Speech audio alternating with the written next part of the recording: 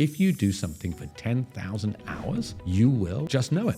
Now, if you're a founder, you have passion for what you're doing. If you don't, get a 9-to-5. You have to be able to tell your story. If you sell for a startup, you have to believe as well. And even if you sell for a corporate, it's totally fine. Like sales fitness, like any action, the more you do it, the more obvious it is in your head. You can just do it. So just do it. But we're in sales here. People buy from people they like and trust. How do you trust somebody you've never met? Sales fitness. You guys have heard me talk about this a lot, and it's really got stuck into my head. And I realized I think this is what we've all been looking for in sales. And so today I am going to talk through sales fitness, what it means, how to get fit, what do I think it means. And I actually really think that once we spend time thinking about sales fitness, these other criteria in sales, targets, objections, everything else, that's part of sales. But sales fitness itself becomes really important, because once you get sales fit, everything else is obvious. Let me explain. So, you know this idea that there's 3 levels of your ability to do something. There is, you don't know that you don't know. So that is called unconscious incompetence. It kind of sounds like it sucks, right? Unconscious incompetence. What it means is that you don't know what you don't know. So for example, I've been helping a lot of startups who don't know the basics. Maybe they don't know they need a CRM, or they don't know that their pitch deck should be only benefits and not features, or that you must speak less than 50% of any sales meeting. Unless someone tells you that, it's not obvious. You just don't know what you don't know. So you're making mistakes without knowing. And that really is before you start on your fitness journey. And think about that related to any activity, not just sport, but let's use sport as the analogy. At the gym, at tennis, at golf, at skiing, at running, if you don't know what to do, you can't practice it because you literally don't know. So that is unconscious incompetence. The next level is conscious competence. Like, you know what to do, but you have to think about it. So somebody tells you, hey, in sales, we need to use a CRM. We need to listen to the client. We need to understand objections. We need to do 100 repetitions a day, i.e. we need to sell all day long. Sometimes I meet startups who say, oh, I did 2 reach outs today. Really? 2? You're not going to get sales fit doing 2 emails a day. But until someone starts to tell you that, until you know it, you can't be conscious of it. So once you get told, you're conscious, but it's conscious competence. What does that mean? It means that you know what to do, but you have to think when you're doing it. So when you go to a sales meeting, you have to think what to do. But that's much better than not knowing what to do. And then the third stage, I'm sure you can break this down into many more levels, but the stages I wanted to get to, which is unconscious competence. You don't even have to think. So if I ask you to recite the alphabet right now, you just know it. It's just A, B, C, D, E. Like, you're not thinking about it. You just know it. Unconscious competence in sales is like the 10,000 hour rule. You just know how to sell. You have taken the repeated actions so many times, it's muscle memory. If you're not familiar with the 10,000 hour rule, the 10,000 hour rule is that if you do something for 10,000 hours, you will just know it. Don't have to think about it. It is obvious to you. How much is 10,000 hours? Well, it's 3 hours a day, every day. That's 1,000 hours, 3 times 365, kind of like 1,000-ish a year for 10 years straight. So if you do something 3 hours a day. Now, I've been selling for 35 years. I do more than 3 hours a day. So let's say 1,000. So whatever the number is, but I'm definitely over 10,000. And what I've got to the place, I don't have to think when I go to a sales meeting, what am I going to say? Because it becomes obvious. Now, that's great for me. It doesn't really help you. You're not old like me. You're not 57. How are we going to get sales fit? So that's what I want to talk about. What are the actions you need to learn? How do you learn them? What is the repetition? And you get sales fit. And it's really important because if you don't know what to do, you can't get sales fit. But once you know, all these questions that you have, how do I handle objections? How do I handle negotiation? How do I close? How do I open? How do I do a CRM? How do I do content? You know the question I get most? How do I post on LinkedIn? You know what my answer is? You just post. It's scary. It's hard. I promise you. You press that first button, you're like, oh man, this sucks. Because what if people judge me on the other side?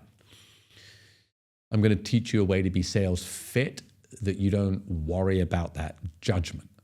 And when you realize that your sales actions come from a good place, and again, I always say this when I talk about this. If you're selling something crappy and you know it isn't a good product, I'm not here to help you. I'm not here to sell everything to everybody.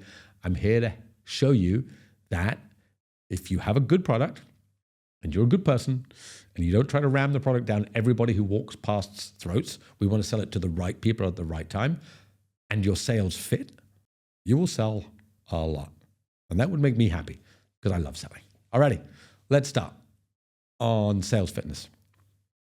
There's 3 key things you have to do in sales every day in today's modern age. So I think what you had to do to be sales fit in sales before was different. There was different skills that you needed. Same basic sales skills, but there's a different thing that you need to do just to start getting sales fit. Okay, these are called sales actions. What are sales actions?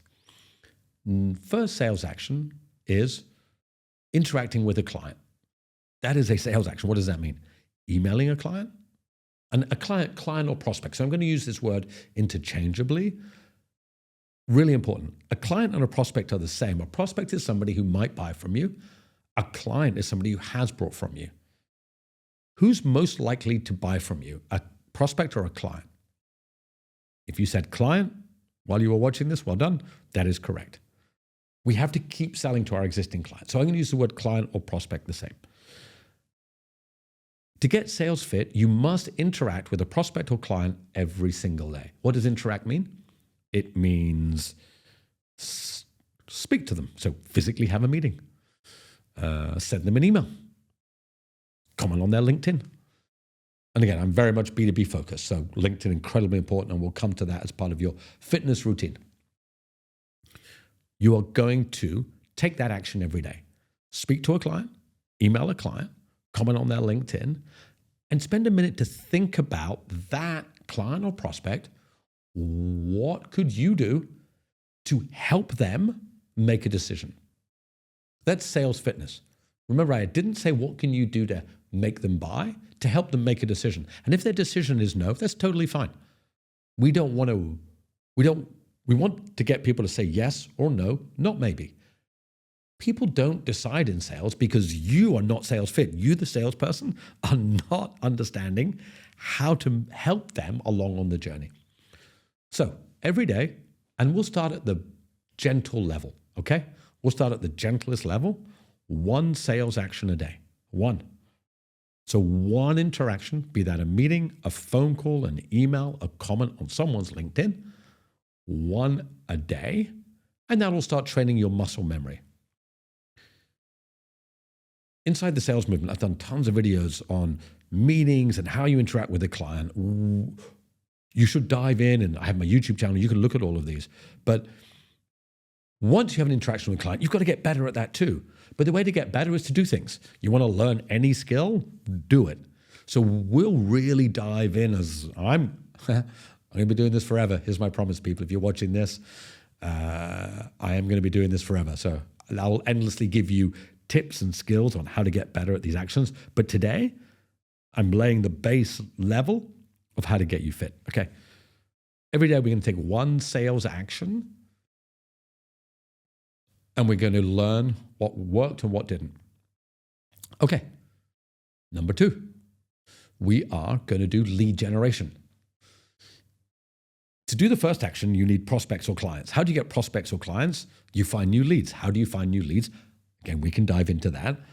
But I want you every day to figure out, to find 1 new person to I don't love the word sell to or pitch to, one new person to start a conversation or relationship with. So I sell sales, so I want to find somebody who needs help with sales. Whatever you do, like I have a little coffee in front of me here, whether you sell coffee cups or water or whatever you do, you need to go and find a lead. Now, how do you find a lead? There's many different ways. B2B, we're on LinkedIn looking for people interested in the same topic we're interested in. So I'm interested in sales. So maybe I want head of HR who's hiring salespeople. Maybe I want sales leaders. Maybe I want sales executives. Maybe I want founders. Don't be too precious about your lead gen. The reason I think people aren't sales fit with lead gen, they're just not doing it. I mean, this is going to be my recurring theme. I hate to say you can almost stop listening now, but if you're trying to find the secret in this, we are, I don't know, 12 minutes in, just do it. Like as Nike said, just do it. Seriously, take sales actions. As long as you are doing it with the right attitude, hey, I have a great product, there's no harm you can do. Sure, some people will get a bit frustrated that you might be selling too hard, but remember, we're not here to sell. We are here to add value to a client who then might want to buy from us. The other way you can lead gen is literally just Google. I started in 1991 with a Yellow Pages or a phone book, and it had a huge book full of everybody's names and their phone number. I always tell this story. I love it, so please indulge me. I sold life insurance. I had a book with everybody in this area of London's name in it. I literally was given A. So one sales guy got A, B, C, next one with D, E, F in the phone book. So I open the phone book, I get A, there's a list of, Mr. or Mrs. X, Y, Mr. or Mrs. And two things. Number one, all of the names were already scratched out in pencil by the previous sales rep. So these people have already been called. So I'm like calling the list again. So get over yourself that somebody may have sold to them. You just have to do it. And then, of course, I called Mr. Aardvark. Now, obviously, I'm making that up. But if your name is Aardvark with double A, you are on the hit list for every single cold caller in the world. But here's the point. I was given a list. And there was no internet. There's no other way. I had a phone book. The list was in the phone book. That was almost it. The other way I did it, I would walk around the streets and knock on people's doors. I've just thought about this. That gets me sales fit because I walked, and it gets me sales fit because I knock on the door. Hello, I'm Ned Phillips from Allied Dunbar, we were called. And I had my pitch, the way to do it, but we're selling life insurance. Not everybody's favorite knock on the door, but it got me sales fit. Today, lead gen really is, I'm not going to say it's as simple, but there's no excuse. If you cannot find a single new lead for your product, stop selling it because if there's no new clients, unless you're in an incredibly unique industry, like you only sell to cloud providers, so there's only AWS and Google and Microsoft, and okay, so they will be done. But in essence, particularly the B2B startups who watch this, there are more leads out there. So every day, we're starting gently to get you fit. I want you to do one lead gen action. And one lead gen action feeds the ability to get prospects and clients. Obviously, I think you can do way more than one, but I'm going to start gently there. Okay, so we're starting to get sales fit. We understand the basics. I'm really thinking about it now.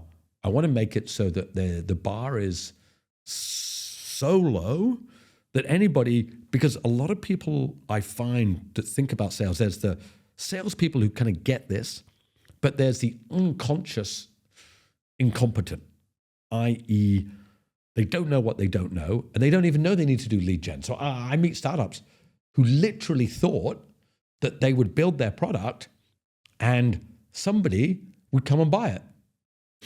Guys, no one's coming. Nobody's coming. Nobody wants to buy your product unless it benefits them. They don't see the beauty in your product like you see it. They only see, does it benefit me, yes or no? And by doing lead gen, you are increasing the ability to get the meetings to do the sales actions that I talk about to get sales fit. Okay.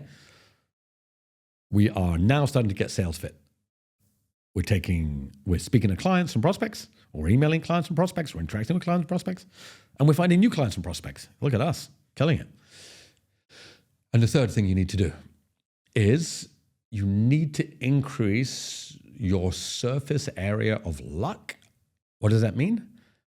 You need to create a brand profile of you, your company, and your product by creating a story about yourself. Not creating a story, the actual story. Tell the story and why. And this is what I think is the newest part of sales. We did not have to do this before. Well, in a funny kind of way, now I think about it, we did. So you guys know I like to wear this shirt. You've seen me wearing this shirt, believe it or not. And as you'll know, I'm never winning any fashion awards. I used to wear a suit. I had cufflinks. I had like a Hermes tie. I used to be, I don't know what the right word is, but I had a little bit of fashion, not real fashion. Because the story, I used to sell financial services products. And I could not turn up to the biggest banks and sell financial services products in a t-shirt or shorts. The story I told was, I'm a professional, respectable dude who has knowledge and is here to sell you financial products. By putting on a suit and putting on cufflinks, which I don't want to wear that stuff. Nothing wrong if you do. Go for your life, guys. I'm not against you doing that. But I had to tell that story in that moment because I didn't have the other tools.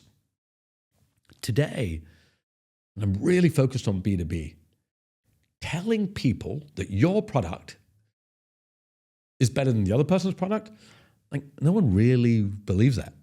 I'm not saying your product isn't great. I'm saying selling your product by selling your product doesn't sell your product. I'm just going to say it again so you get it. Selling your product by selling your product doesn't sell your product. People have to believe in the story of you and your product. They have to feel it. So right now, I'm not drinking Coke or Pepsi. I'm trying to be healthy and clean. I'm drinking water and coffee. But when I do drink Coke or Pepsi, I only drink Coke. I never drink Pepsi. I can't tell the difference. They all taste the same. But I'm totally bought in on the Coke story for whatever reason. Doesn't matter. To the point, if I'm in a restaurant, they only have Pepsi, I don't drink it. It's exactly the same. It's sugary, crappy water full of poison, right? You can delete that if you're Coke and watching this. Don't sue me. But the point is, they have told their story. In today's age, you have to be able to tell your story. Now, if you're a founder, you have passion for what you're doing. If you don't, get a 9 to 5. You have to be able to tell your story. You do. If you sell for a startup, you have to believe as well. And even if you sell for a corporate, it's totally fine. But there's two parts to creating your story. Your personal story, who you are, why are you selling this, and the story of the product and the company.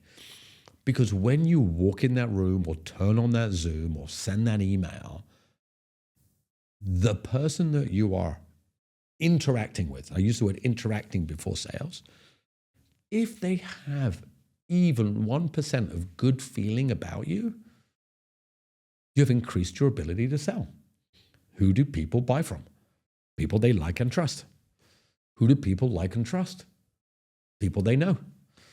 How do you find people they know? You introduce yourself to them. Olden days, I knock on doors, open doors. Hello, I'm Ned. They don't know me from Adam. They don't know who I am. I used to knock on the door, I'm smiling, happy. Hello, I'm Ned. I don't want to know because I'm almost ambushing them. I'm jumping out at them. Whereas today, we can create this, so to a point, I do these videos, I talk about sales, because I have this passionate belief in sales, but I also know I'm introducing myself to all of you. And I'm super grateful for that. Again, being a 57-year-old, I didn't have these tools when I was a kid. Do not take them lightly. These are amazing opportunities for you. And I'm going to say if you're not willing to use them, and when I say use them, what do I mean? Just do a comment on LinkedIn. All the way to start a podcast, create videos. I know it can be hard. And one thing I get told, oh my God, I'm scared. I get it. I'll show you how to not be scared towards the end of the video. So put these three things together. Sales. So doesn't matter which end we start at. Every day we are taking 3 actions to get fit. Now, you can take as many of these individual actions as you like, but I want to give it a start so you cannot have an excuse. 1 sales action, which is an interaction with a client or a prospect, an email, a meeting, a call, a comment on their LinkedIn with somebody that you already know that you were either trying to make a client or is existing as a client. Okay? 1. 2, lead gen. What we're going to do is try to find a new customer. Okay? So we're going to go out and try and find a new customer. We don't even have to message them right away. We can find them and put them on a little lead list, okay? Because we're building up our lead list. And number 3, we're going to get better at telling our story, because then the reason that we get better at telling our story is, and this is, I'm going to move on to the second part of the video, because I'm going to start you getting sales fit, 5K in my running parlance, and then I'm going to move you on how to do a half marathon, a marathon, an ultra. I'm going to make you a superstar salesperson, super fit. When we tell our story, we get more prospects and we have more conversation with clients and we close more deals. And that's my framework. Repeat each of these 3 actions as many times as you can a day. You will mess some up, you will get some wrong, some of them won't work, but slowly but surely, that muscle memory will tell you, okay, I did that, and that kept working. I did that, didn't work so well. You know, when I spoke to the client and I described my product this way, it didn't work so well. When I spoke this way, it worked really well. And that ability to understand that if you do that repeatedly, what did we say at the beginning of the video? 10,000 hours. We drill it in. So I try to calculate it, and I hope I haven't exaggerated. I'm sure it's about, I've done 25,000 sales meetings. Somebody said the other day, are you preparing for this sales meeting? Absolutely not. Why would I prepare for a sales meeting? It's like someone saying, are you preparing to recite the alphabet? No, of course I'm not. Why would I prepare to recite the alphabet? Like, it's just drilled into my brain. And that's how you get fit. Repeated sales actions every day. Okay, so let's dive in. And this is, so if you just wanted to get to the part where you understand what sales fitness is, that's what it is. I am going to then break down each of these with slightly more techniques on how we get better at each of these. One by one, I'm going to give you particular drills to do, that if you're already above the level, let's say you're doing all of this every day, you know what this is, you're like, Ned, come on, I can do 10 of these, 20 of these. I know what I'm doing. I'm going to get into these and break it down. Let me have a sip of coffee and then I'll have a whole espresso, why not? And some water, let's go. Okay, back to the first thing, interactions with clients, prospects.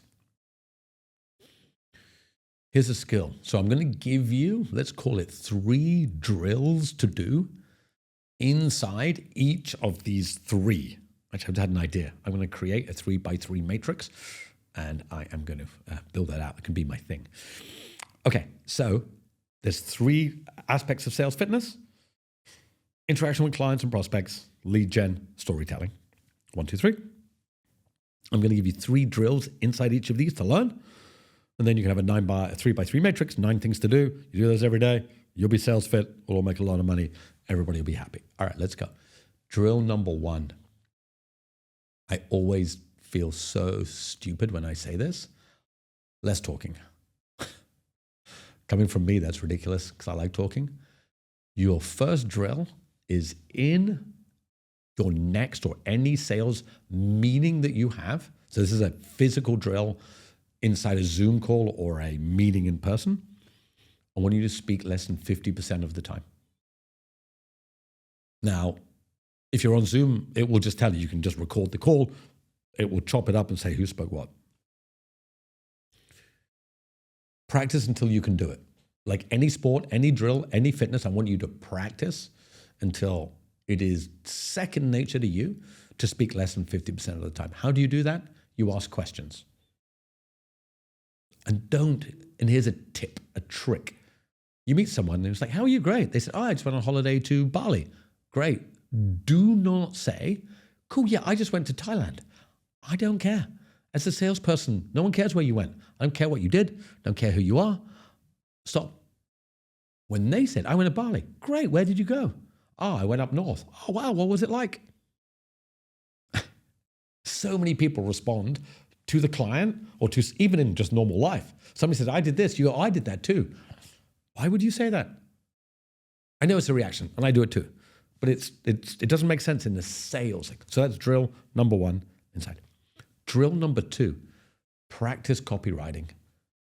Your email that says, hi, I'm following up on what I sent. I'm wondering if you had made a decision. I look forward to hearing from you. I mean, really, is that the best you can do? They obviously haven't made a decision. You know why? Because they didn't message you. You're just making them feel bad. Read that email yourself as if you received that email. What would you feel? You're like, oh, damn, I didn't get back to that dude. Damn, I feel bad. What should you write?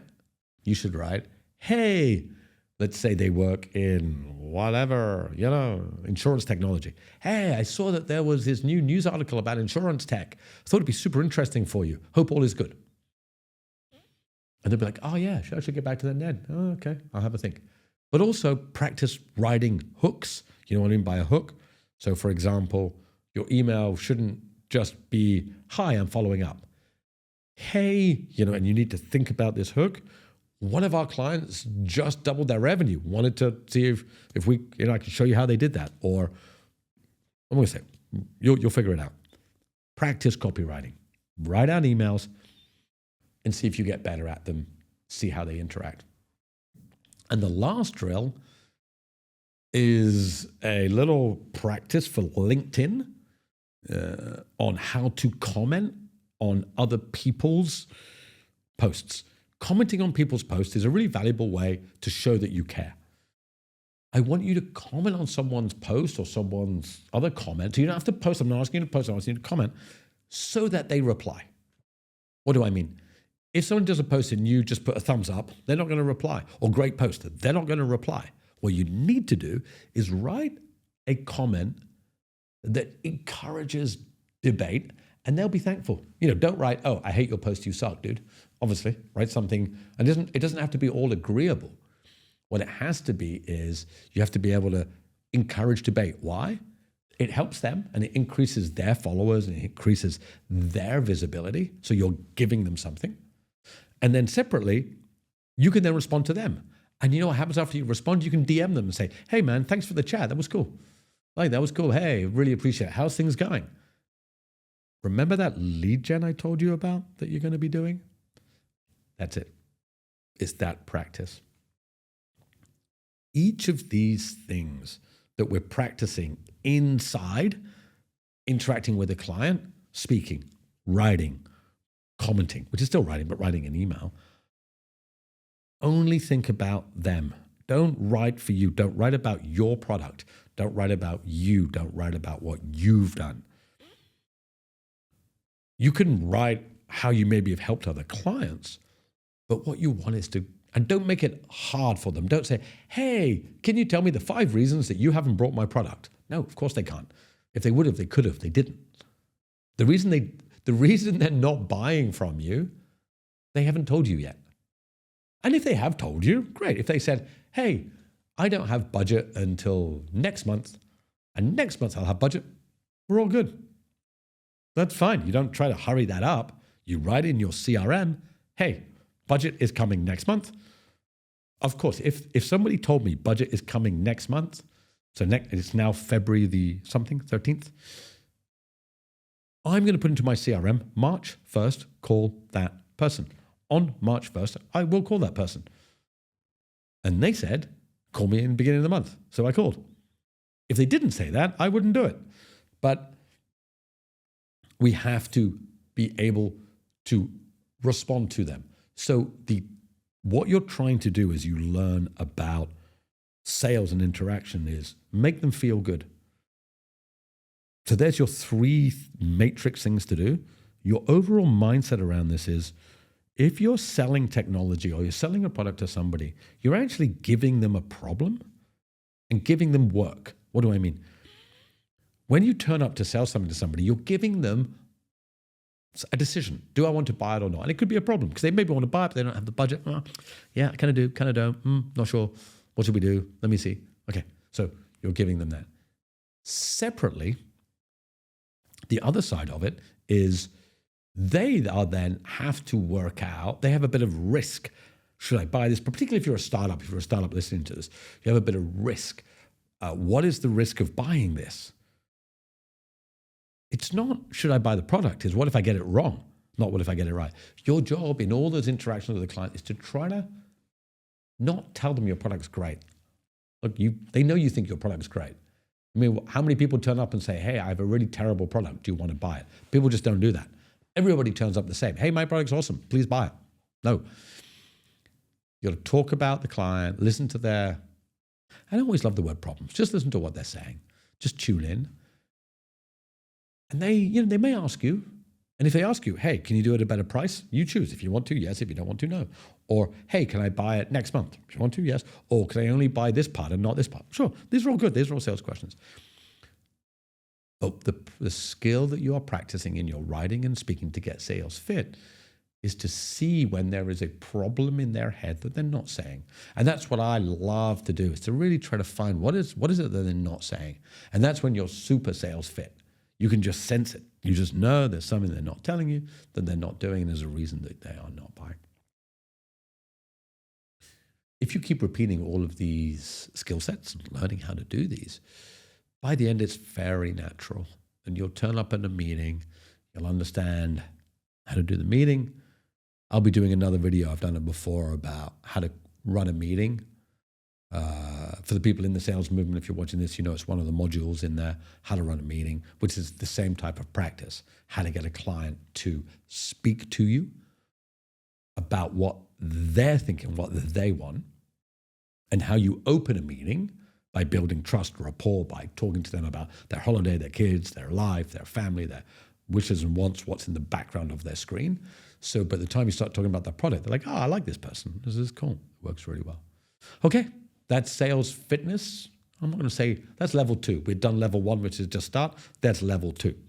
Okay, let's move on to the next part of the matrix. Look at me, I'm building the matrix. 3 by 3. Lead gen. It can be a dirty word. People sometimes like, oh, lead generation sucks. You go to email scraping list, you get a bunch of emails, and you fire them out, some pitch slap type of, my product's awesome, please buy it. Nobody actually wants that, right? So let's be thoughtful around lead gen. And again, 3 things to do. So in my 3 by 3 matrix, we're going to have 3 things to do in that matrix so that we're getting sales fit. You can tick each of these off as you do it. So let's dive in.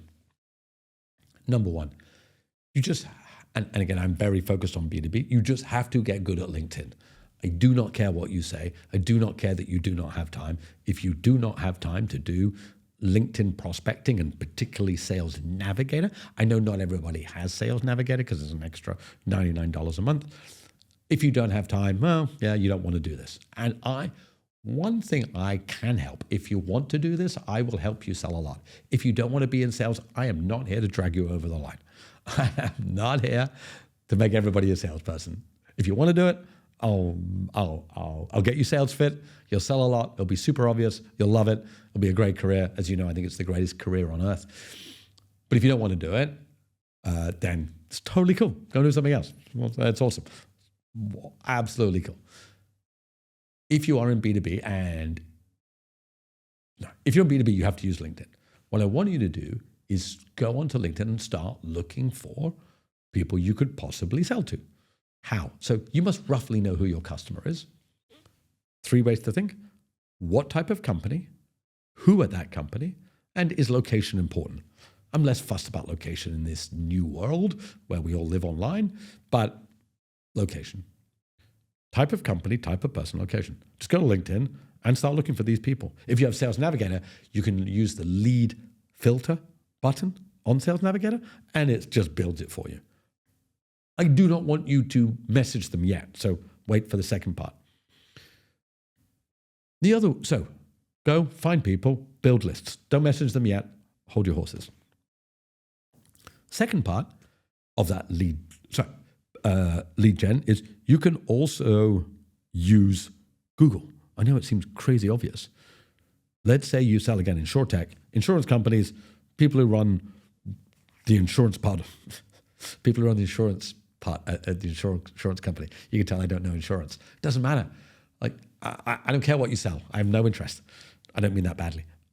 I'm here to teach you how to sell whatever you have.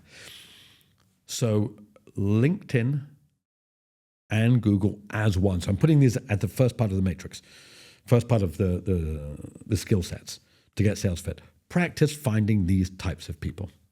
Okay? I know LinkedIn, but I'm not the guru. Go to Justin Welsh, Lara Acosta, go and look for all these, Jasmine Alec. These guys will show you how to use LinkedIn.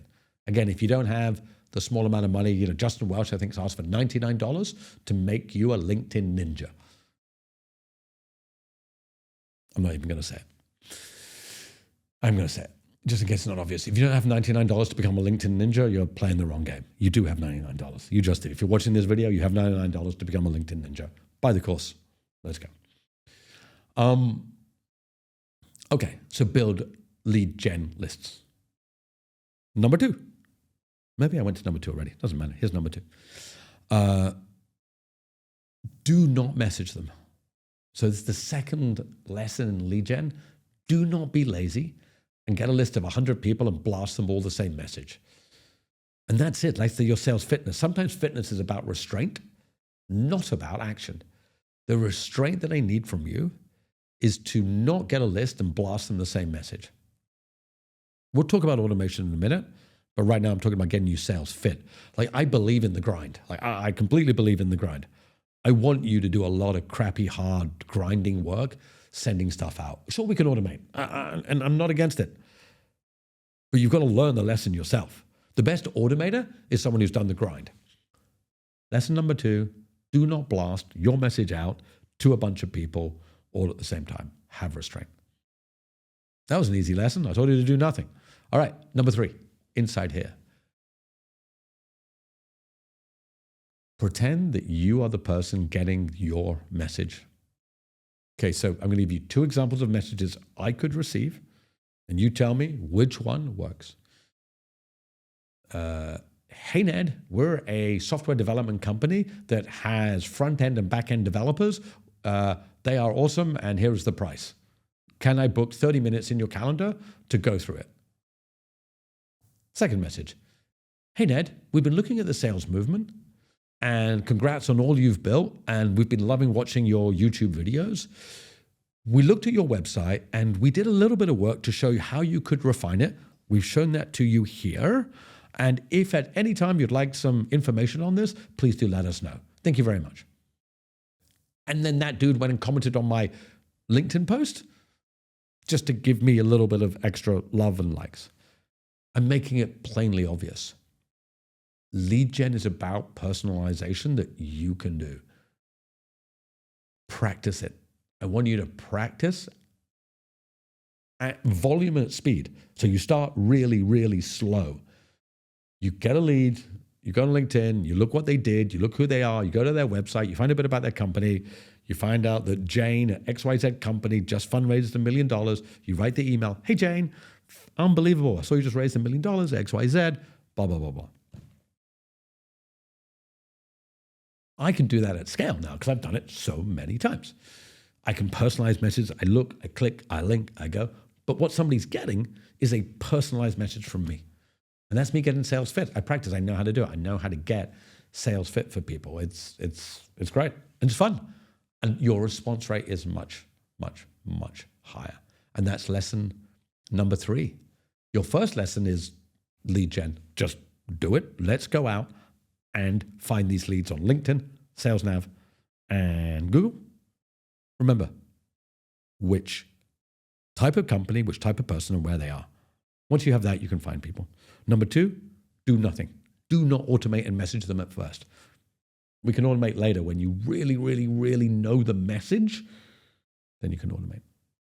And then number 3, practice writing personalized messages at scale because your response rate will be sky high. And what happens when we get sky high response rate from lead gen? We get more people in the first funnel, the people that we want to reach out to, prospects and clients. What do prospects make? They make clients. What do clients make? Dollars. What do dollars make? Make you happy. That's how we do it. Okay? So each of these different parts, that is what we look to do. By the way, just to say on automation, because everyone thinks I'm against it, I'm not. But you can only automate it when you really get it. You know, big fan of watching what Alex Hormozy does. He does A/B testing. The amount of work he's done on automation is incredible. His messaging is on point, but that is work. That guy, you know, when he started Gym Launch, like, he wrote all those messages. He chased all those people one by one. He knows it inside. And, you know, I know some stuff too. And I know, do not automate unless you know. Once you know, then you can automate. Fantastic. Okay. You're getting really sales fit now. Like if you're doing all of these, I mean, you're going to be killing it. This is great. Okay. Last bit, your storytelling, your brand, because this powers your brand and storytelling powers the lead gen. The lead gen powers the client conversations. We're building a scalable salesperson here. Hey, maybe I should build an AI sales robot and that all of us will be out of jobs. Don't worry, we're all good. Okay, so 3 lessons inside building your personal story. The first one's the hardest. I think it's the hardest of all. And it's a bit like lesson 2 inside lead gen, which is do nothing. This lesson does not do nothing. This is the exact opposite, but it's very hard. I want you just to post something and get over yourself. What do I mean? It's really hard to post at first. I get asked this question probably the most of all the time. You know, I post on LinkedIn, I post about running, I post about sales, I do these videos, I sit in a room staring at a camera, talking away. Sure, I'm a bit shy and embarrassed at first, but I'm going to tell you something that changed. I read this and I'll never forget it. Are you willing to let someone else's crappier product outsell you because they posted and you didn't? I mean, if you are, cool. I'm just not. I know what I can do. I believe in it. I'm going to tell everybody. And if some people don't like it, honestly, it's totally fine. And I'll show you how to do it. And here's how you do it. Are you generally a good person? Like, are you selling a good product? You're a good person. Yes? If you're selling crap and you're a bad person, I'm not here to help you. You can check out now. We're all done here. You can go somewhere else. I'm not here to encourage bad people to sell bad products at any time. I'm encouraging you to say, good, what does good mean? Just don't be a douchebag, right? It's pretty simple. And your product, it just shouldn't be a scam or a product that doesn't help. You know, that's all part of it. It's clear. So what's stopping you post? If you're a good person with a good product, where's the embarrassment? Like, what's the negativity? And I read something from Justin Welsh I really liked. People don't post because they're worried. But what are you worried about? The people who already ignore you will carry on ignoring you. The people who like you will carry on liking you. The people who want to learn will become your students. I don't really believe in haters. I don't like the word hate. But the haters, who cares? Like, it doesn't matter. Like, it doesn't matter. It's totally fine. You're not being a bad person. And the reason it's so important. Once you start telling your story, and you know, what is your story? It's your story. Just say it. People are like, I'm not sure what my story is. Just say it. If I met you for a coffee, what would you tell me about your life? And look, if there's some things about your life you don't want to say, you don't have to say them. I'm not saying this is like a, bare all book about every single thing you've ever done. But, and look, maybe, I'm not going to say it's easy for me. People are like, oh, Ned, it's okay. You're on LinkedIn. Hey, when my startup went bust, and that was like, I'm not going to say front page news, but in the tech world, it wasn't back page news. I kind of got forced there. And I was already doing running videos and other things. Like sales, fitness, like any action, the more you do it, the more obvious it is in your head. You can just do it. So just do it. So my first lesson is get over yourself, write something and post it on LinkedIn. Close your eyes, press click and send it. You know what's going to happen? Nothing. No one cares. No one cares. No one gives a crap about you. No one's watching. After time, people will watch. But at first, you just post. And you think there's going to be this, oh my God, I'm going to get. Did you hear that? That's what you're going to get. Silence. No one cares. Bit by bit by bit by bit. I'm a Gary Vee fan. I know not everybody is. And I really like it. When he started posting way back when, he said he spent years in the dark, nobody replying. Now he gets hundreds of thousands. Why? Because he keeps posting. I mean, Gary Vee, it might be like kind of, more obvious type stuff he's saying. It's obvious to him because he's done it. You know, he does these great little videos and people go, oh, you know, I don't know if I have time. So what do you mean? I'm 57. I have another 50 years. I'm going to live to 107. Whether that's true or not, it's irrelevant. I have the mindset. It doesn't matter whether you're 20, 30, 40, 50. Tell your story. Put it out there. Number one, because if you don't, it's not that someone else will tell your story. I don't believe that, actually. Only you have your own story. But we're in sales here. People buy from people they like and trust. How do you trust somebody you've never met? I turned up at a pitch the other day with a pretty big company. One person who I knew, 3 I did not. And as I walked in, somebody went, oh, I know you. You're that sales running guy, right? Yes, I am. But I've tried, you know, I put effort. You know, I have to come here and do this. I have to go running. It's not much effort. But you tell your story. So number one, get over yourself, tell your story. Number 2 lesson in this is that you have to give back. So you cannot just tell yours and not then be a champion and cheering of other people. Yeah, I talk about LinkedIn a lot, but think about LinkedIn as a small village, and they're having a village debate. Let's call it a town. They're having a town debate in the middle. The way LinkedIn works is right now, there's 1 billion people in this town. 1% get in the middle and debate. 9% gather around and listen. And 90% stand on the outside of the village and talk crap about the 10% in the middle. So don't be the 90%. I know it's hard to be the 1% at first, to be the posters. Excuse me. But be the 9%. What do I mean? Contribute to debate. Comment. Add value. There's this idea of adding value. Give good comments. Cheer people on. And you know, some of you are like, this sounds all silly. It is not. It's how life works. It's how sales work. You have to give to get back. It will make your sales better. So we look at our ideal audience and we are commenting on what they're doing. We're cheering them on. And I think it really works. And just to give you a sense, in my CRM, I haven't even talked about CRM because that's real sales, fitness and muscle, but I've talked about that a lot. You know my thoughts on that. I have in my CRM, I have, you know, prospects, stage 1, stage 2, first meeting, second meeting, going to say yes, proposal, all the way through. But I have a list of people that's called good karma. These are people I know are never going to buy from me. I know they're never buying from me. But I will give them half an hour of my time, or I'll comment on their LinkedIn posts. I will cheer them on. Why? That's how, because they tell other people, Ned's a good dude. You know, whether I am or not, that's not for me to decide. You know, it's got nothing to do. It's got everything to do with me because it's how I act, but it's up to you. But that is how sales works. If you are a transactional salesperson who is only cheering yourself on, you will find that what you end up with is just no echo, nothing coming back. It's the second part of building your story, is that you cheer on other people's stories. Okay, last, number 3 in here is start documenting what your story, and again, I use the word story. Again, it's not all just like your personal life, but you sell something, whether you sell microphones or shirts or you're a barber or tech, it doesn't matter. Why? What is that? And the way to do it is you document it. So I talked about posting on LinkedIn, video, writing, audio, video, and writing, podcast, newsletter, shorts, videos. I think it's incredibly important to do this, and I want you to try it. Just write down in a newsletter. You don't have to send it. Put up your iPhone and record. Just start.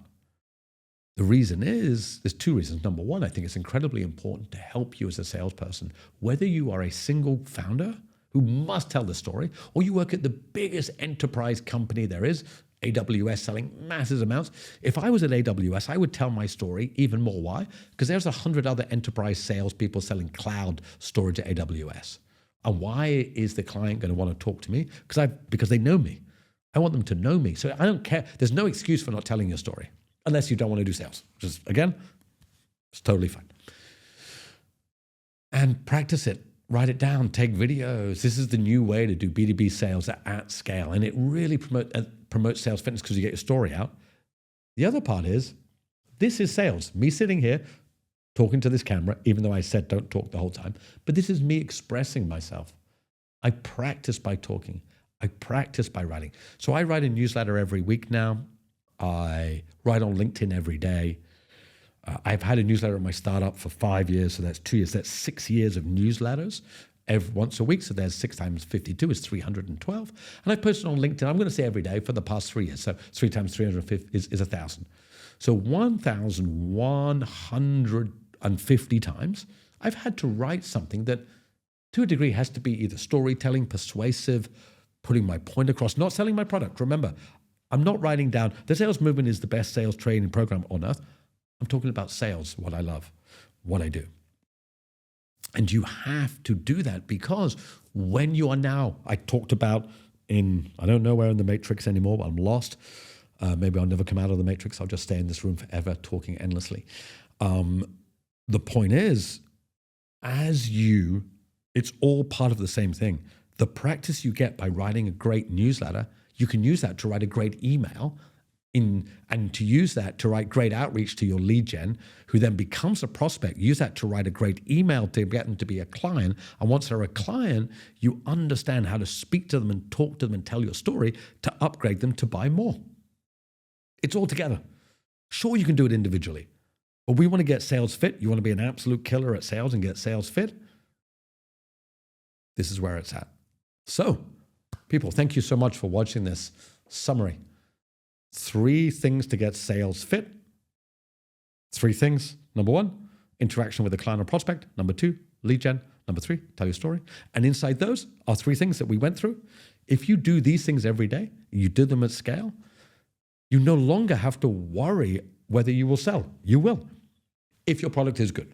Again, if you're selling a crap piece of product, cannot help you, go work somewhere else. But if you have a good product and you do all these steps, you will sell. Like you just will.